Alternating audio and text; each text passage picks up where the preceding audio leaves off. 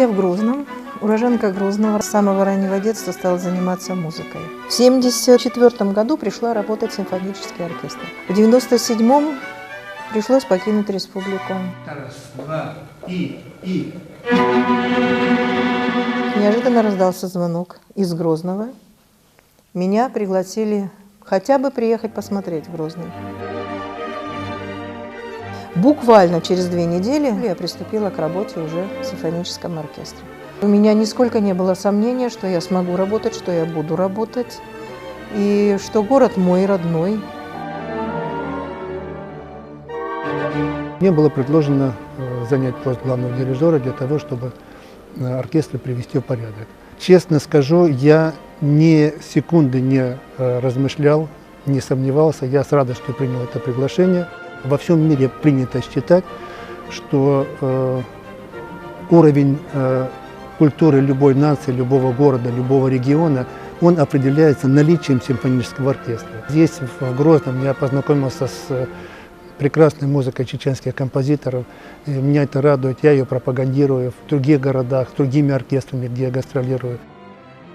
Конечно, мы приложили большие усилия, чтобы создать этот оркестр. Мы, к сожалению, еще создаем. Создать оркестр – это очень тяжелый труд. Это сразу так не бывает, чтобы раз взяли, за 1 год собрали людей.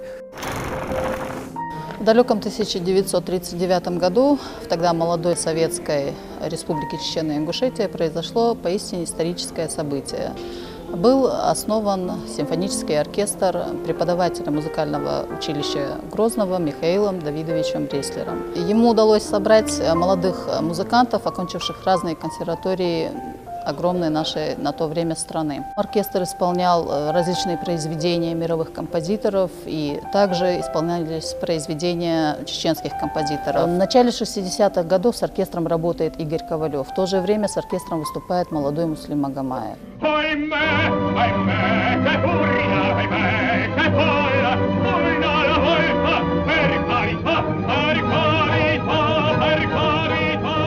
Концертмейстером этого оркестра Леонидом Киршенбаумом был создан квартет, который впоследствии в 1978 году получил почетное звание лауреата премии Ленинского комсомола. Сам же Леонид Киршенбаум получил звание народного артиста Чечено-Ингушской ССР. В 1962 году оркестром руководит Ярослав Ващак. Он приезжает в Грозный с семьей, и вокалисткой оркестра становится на то время известная в городе и в республике всеми уважаемая и обожаемая Галина Поливанова. Солистами оркестра были Раиса Кошелева, Валентина Шилова, Альви Мазаев, Джабраил Хангашвили, Земсков, Далхадов. В 1973-1980 годах оркестром руководит Вальтер Мнацаканов. Это человек с интересной судьбой. Он с 12 лет был в Грозном, его привез тогда преподаватель музыкального училища Грозного Халепский.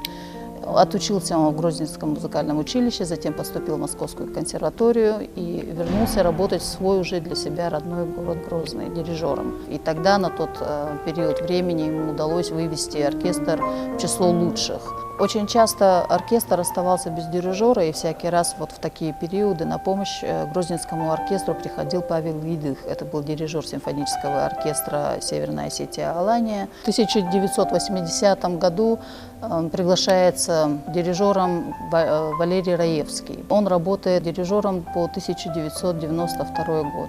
Валерию Раевскому удалось тогда подготовить оркестр для выступления на днях Чечено-Ингушетии в Москве. В 1992 году по 1993 год оркестром руководит заслуженный деятель искусств ЧССР, народный артист ЧССР Алаш Эдисултанов. Это был композитор и дирижер. В 2011 году указом главы Чеченской Республики симфонический оркестр возрождается в очередной раз. Директором симфонического оркестра становится Халилов Али Даудович. Главным дирижером приглашают народного артиста России Валерия Владимировича Хлебникова. Вторым дирижером на сегодняшний день в оркестре работает Илья Викторович Петренко, лауреат всероссийских конкурсов. Симфонический оркестр, он преподает, пропагандирует и совершенствует музыкальную культуру не только в войнахском амплуа. То есть сюда входят также композиторы зарубежных авторов: Бетховен, Моцарт, Шопен, Гайден и так далее. Также у нас в репертуаре занимают место войнахские композиции, которые исполняют наши солисты. Ну, вся моя жизнь происходит в музыке.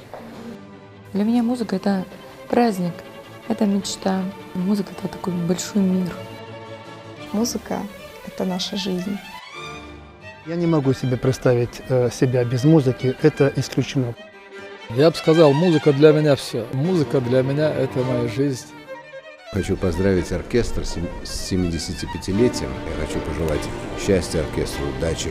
Я хочу сердечнейшим образом поздравить возрождающийся коллектив симфонического оркестра в Грозном и желаю успехов и удачи во всех ваших делах. И я думаю, что у вас все получится.